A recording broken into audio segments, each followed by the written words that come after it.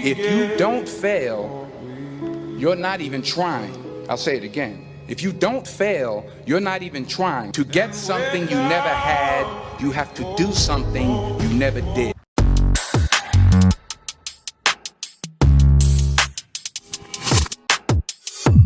Welcome, ladies and gentlemen. Let's have a day today. What do you say? Got some cool stuff on the docket for today's pod. So we will be going over some seeding in the Ant tournament, as well as Rookie Rampage, and shouting out the Rookie Clash people who are moving on, and then Fire Sauce coming up at the end. So don't tune out. All right. First off, let's hit the shout outs for Rookie Clash people who are moving on.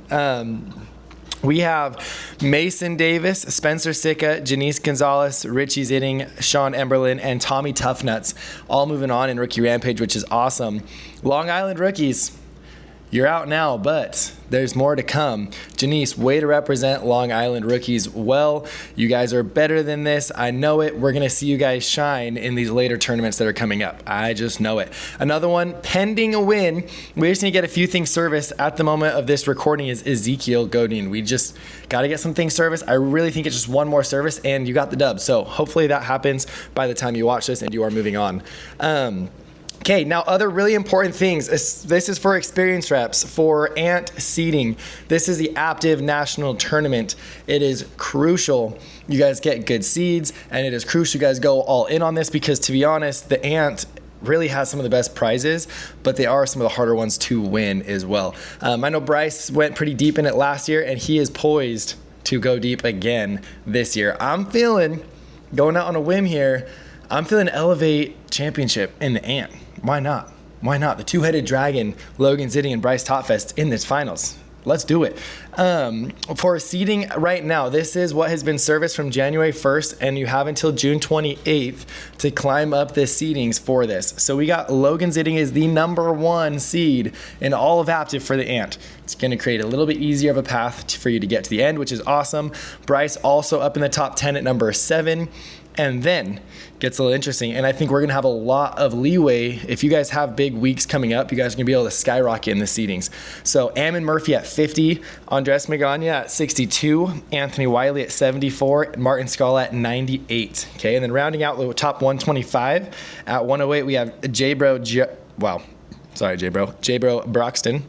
At 110, we got B-Money Mo, and at 121, we got Anthony Key. And so those are the people who are in the top 125 at the moment for Ant seeding. And again, that ends June 28th for the seeding. So make sure you guys are poised to get a good run for that. Okay, now Rookie Rampage, similar to the Ant, it's pretty much the same exact tournament, and I think similar prizes, maybe not as legit and as cool as the Ant, but still really, really dope. This is seeding from May 1st until June 14th. We don't have as strong of a showing from our rookies, but again, this one you can climb up really, really quickly, rookies, if you guys have some good weeks. So at 36, we got Janice Gonzalez. Let's go, Janice. Long Island represent. At number 50, we got Richie Zitting. Right behind him at 56, we got Tommy Toughnuts. Right there. And right behind Tommy, we got at 58, Mason Davis, which is cool. And then Travis Keat at 76. So we got the Zitting clan, all three of them in the top 100. And the leader, Logan, number 1 for the Ant. Pretty dope to see. Coincidence? I think not. Then one more person rounding out the top 125 at 116. We got the woman herself, Callista Davidson. So really, really good job there, guys. And if you are not listed, you guys totally have a chance to climb up the rankings. I'm not exactly sure how many they're taking in this. I would assume 120, but you guys can climb up it really quickly, like I was saying. So now what I really want to get into, I don't know why I've had this on my mind. I feel like I've ran into this topic a ton, just like in conversations, either talking with reps or honestly just like outside of sales as well. I want to go over 3 main questions that I want you guys to ask yourself. And maybe you guys have had these questions on the doors, in life, whatever it is, but this is more so life lessons instead of just sales skills. On the mental side, so it will help with sales skills as well. But the questions are, why do we have challenges? Why is life hard? Why is there hardship? Why do you have slow days? Okay, this is more sales. And then the last one, why choose hard? Okay, these are really important life questions, guys. I think a lot of people would prefer a life that is easy, that is just smooth sailing. There's not a ton of hardship, not a ton of problems. And I think a lot of the times we look at people who we think don't have very many problems and we envy them a lot. When in reality, I believe, and I think a lot of you guys would do the same, if you had an option to choose a life that did not have any hardships or any challenges or difficulties, or live a life that had challenges and had those difficulties, to be honest, like thinking about outcomes of each, I would probably pick the harder one with challenges and with more hardship. Why? Okay, think about that. Why would that maybe be the right answer? Okay. The reason why I believe that's the right answer, and some of you guys know me and have had conversations with this, we have to have hardship and we have to have challenges in life to be able to level up, to be able to be better, and to ultimately have better outcomes in the end of it. Okay, I always thought this way, and I think I ran more trainings about this specifically my year 2 and 3 for you guys that were there with me.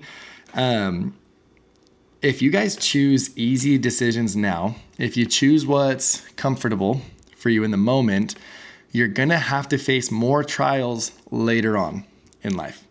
Think about it. Like if you just went out and enjoyed all of your 20s, you worked a normal 9-to-5 job that didn't really pay very well, but maybe you were more comfortable, had more off time, had more time where you could just do what you want, more freedom, maybe we say it. Later down the road, you're going to have to pay for that. You're going to have to provide for a future family. You're going to have to start making steps towards career paths or whatever it is, right? Like you're going to have more of that hardship later on down in life. Okay. Now, on the flip side of it, if you choose to do the harder things now, and if you have more challenges now, and you sacrifice more now early on, then you get to enjoy life a lot more later down the road as well. And that gap becomes bigger. Okay, so what I want you guys to understand, especially in this job, and you can look at people who have been in the industry for, 8 to 10 years, maybe even less than that, you'll see that there's a sacrifice in your 20s, okay? Sacrifice until you're in your 30s, early 30s, whatever it is, even earlier than that, depends. Everyone's different. If we sacrifice that time, we can reap the rewards from our 30s for the rest of our life, okay? So if you live till, you're 90, then you're gonna have 60 years of being able to enjoy your life because of the hard work you put in for 10 years. Okay. Now on the flip, if you choose to be comfortable and have that freedom for 10 years in your 20s and early 30s, then you have that freedom and you can do whatever you want. You're comfortable.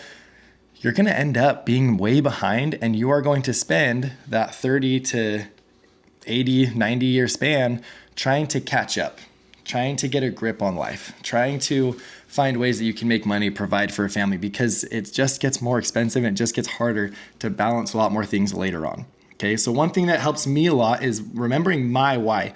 My why is to provide for my family while living an exceptional life.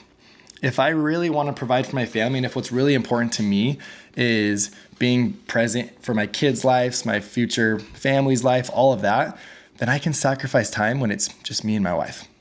Okay, I can do that. It's a lot more doable. Now, it's gonna be a lot harder to sacrifice that time when I have kids, when I have a big family and they're older. It's gonna be a lot harder to come back from something like that, okay? Now, all of you guys have your whys and what you want to achieve. Remember that. Remember that the sacrifice you are facing now is going to be well worth it in the future, okay? And that's why a lot of you guys chose to be out here, and that's why you're still out here, okay? Remember your why and do not shy away from challenges. I probably said it to some of you guys too, and I might be a little crazy for this, but sometimes when people are going through challenges and I can see that, I can take a step back and be like, oh, this is a hardship you're going through, this little obstacle, it's a hurdle. I get excited about that because once we overcome that hurdle, once we jump over it, once we climb over it, then you are better because of it, and you are going to be going upwards. You're going to be elevating. Things are going to get better. You are leveling up as a person. You are building characteristics and skills that are going to benefit you for your whole life. So if you're going through hardship right now or challenges or in the future, I want you guys to remember this. It's all going to work towards your benefit. if you have a good attitude, and if you do not give up. Okay, super important. Now, why slow days? Why hard areas? Why do I need to have slower days and slow areas? Like, I wish it could just be rainbows and sunshines the whole summer. We'd all like that, right? But the reality is, if you had that, you wouldn't be hungry. You wouldn't be trying to improve. You would get stuck. You'd plateau. Okay, now when we have those harder days, it reminds us that we have a lot to work on. It humbles us a little bit. So when you are riding the highs, remember to stay humble and keep doing the things you're supposed to keep riding those highs instead of plateauing and being complacent. Okay, so remember, never ever ask yourself, why me? Instead, ask, what for? Okay, find the lesson in every difficulty, find the lesson in every day, find the lesson in every hardship, okay? And we can do this on a day-to-day basis. It can be a week-to-week basis. It all depends. Every day is different. And so it's not always gonna be the best day ever. And it's not always gonna be the worst day ever, okay? So remember that, overcome things, learn, grow, get better, and be optimistic, see light at the end of the tunnel, and focus on your whys. Okay, I freaking love you guys. Remember to keep that perspective in mind and to actually go apply these things in this job and in life, and you will be happier. Okay, love y'all. Talk to you later. 'Cause you've been waiting on the next thing I would say. I'm on a new